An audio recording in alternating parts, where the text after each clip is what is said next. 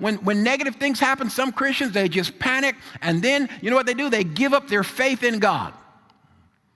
Something negative happened, so they stopped believing. Something negative went down, so they stopped trusting God. Something negative happened. Your relationship didn't work out right. Now the person won't come to church no more. The situation didn't turn out the way you thought. You was down there on your job and you were trusting the Lord, but they laid you off anyway. Now you don't want to go to Bible study no more. Brother done lost all his amens.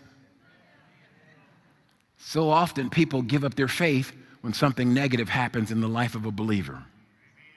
But you and I must be more mature than that. God has called us to grow in our faith in Jesus so that no matter what happens, no matter what goes down, no matter who says boo, as I say,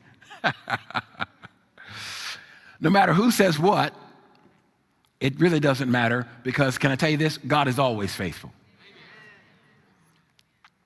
Can I give you another revelation? God is always good. Can I tell you something else? God always loves you.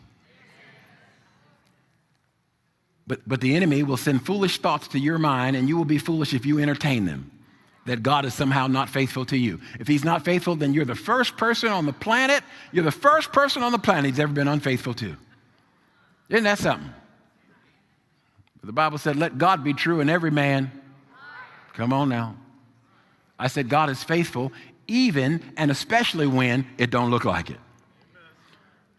I ain't getting a big enough amen. You ought to tell God that he's faithful, especially when you're going through something and it seems like he's not being faithful.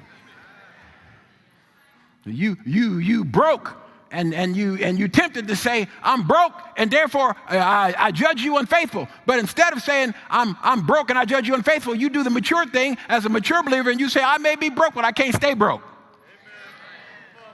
Because Jehovah Jireh is my provider. Jehovah Jireh is my daddy God. Jehovah Jireh is the God who's more than enough. And I know that somehow, some way, he will make a way. There's a way maker here, and I don't have to know the way. I don't have to see the way to know that God will make a way. I wish I had an amen in here. I said, God can make a way when there is no way. I said, God can open a door when there is no door. And he calls you and I to a mature walk